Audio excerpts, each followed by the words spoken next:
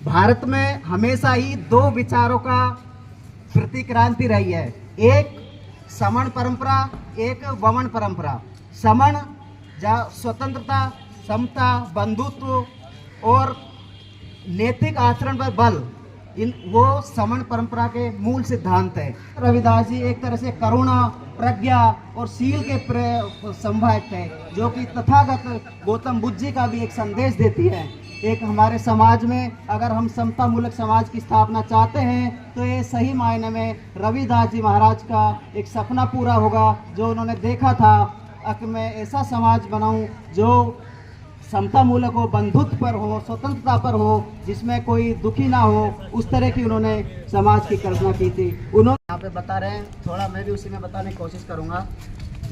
अपने समय के एक महान संतों में से ध्रुव तारे की तरह हमेशा चमकते रहे, जिनको कभी भी मिटा नहीं पाया कोई भी, और आज भी उनके विचार इतने ही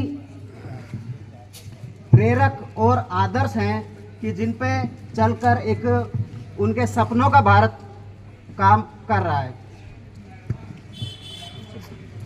भारत में हमेशा ही दो विचारों का प्रतिक्रांति रही है। एक समण परंपरा, एक वमन परंपरा। समण स्वतंत्रता, समता, बंधुत्व और नैतिक आचरण पर बल, इन वो समण परंपरा के मूल सिद्धांत है। उन्हीं वमन जो विपरीत, इसके विपरीत काम करे वो वमन परंपरा है।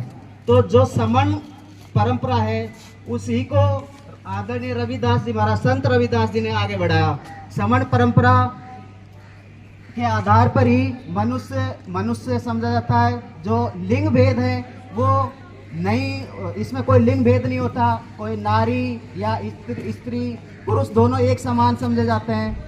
इस समण परंपरा में कोई भेदभाव नहीं होता। कोई जाति के आधार पर, कोई क्षेत्र, कोई या किसी भी प्रकार का भेदभाव इसमें मान्य नहीं है। तो समण परंपरा के प्रेरक गुरु रविदास जी, उन्होंने एक हमेशा से समता मूलक समाज की स्थापना की कोशिश करी। समता मूलक समाज, उनके जितने भी दोहे हैं या जो उनकी वाणी है, उनमें आप स्पष्ट देख सकते हैं कि उन्होंने कैसे वाणी में समता मूलक समाज की स्थापना चाही। उनका एक ही दोहा है, ऐसा चाहूँ राज में जहाँ सभी को मिले अन्न, छोटे बड़े सब सम बसे, रविदास रहे प्रसन्न। उनके विचारों में पराधीनता के बारे में बताया गया कि पराधीनता मनुष्य को किस तरह से पीड़ा देती है। पराधीनता पाप है, जान लो रे मीत, रैदास पराधीन से कौन करे है मीत।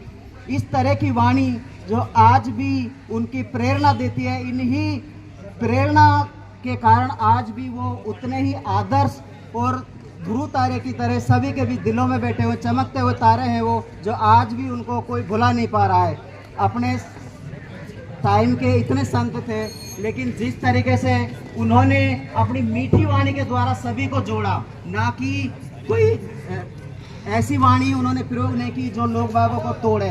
लेकिन जो समाज में उस समय कुरीतियाँ थी, जो भेदभाव था, जो छुआछूत था, उन्होंने अपने तरीके से उनको इस तरीके से समाज में जो परंपरा थी उसके विपरीत प्यार प्रेम से लोग बागों को समझा, जिससे लोग उनसे जुड़े। उन्हीं की प्रेम का ही एक फल था कि जो चित्तौड़ की रानी थी, वो भी उनके विचारों से प्रभावित होकर उनके पास अपना समय गुजारने के लिए आई। उन्होंने उनसे अच्छे विचार लिए। उसी प्रकार से जो मीराबाई थी, वो भी उनके आदर्शों को सुनने के लिए, उनसे मिलने के लिए वहाँ पे आई, जो कि एक किसी महापुरुष के लिए बहुत बड़ी बात थी। इन्हीं परंपराओं को संत रविदास जी ने आगे बढ़ाया। सभी संत रविदास जी एक तरह से करुणा, प्रज्ञा और शील के संवाहक है, जो कि तथागत गौतम बुद्ध जी का भी एक संदेश देती है।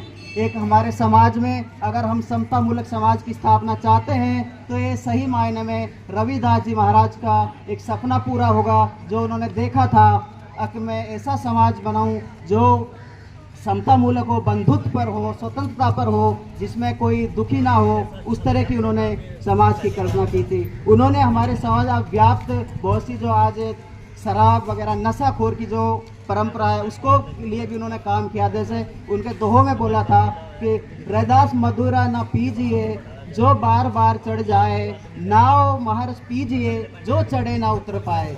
इस तरह की वाणी हमें रविदास जी के वचनों में दिखाई देती है। अगर उनको अपना नया समाज या जो भी समाज आदर्श मान के उनके सपनों पे चले, उनके आदर्शों पे चले, तो निश्चय ही समाज को कुरीतियों से ना केवल बचाया जा सकता है बल्कि एक आदर्श समाज बनाया जा सकता है, जो कि ना केवल समाज, हमारा राज्य, देश, उसके भी आगे बढ़ाने में एक बहुत बड़ा योगदान होगा।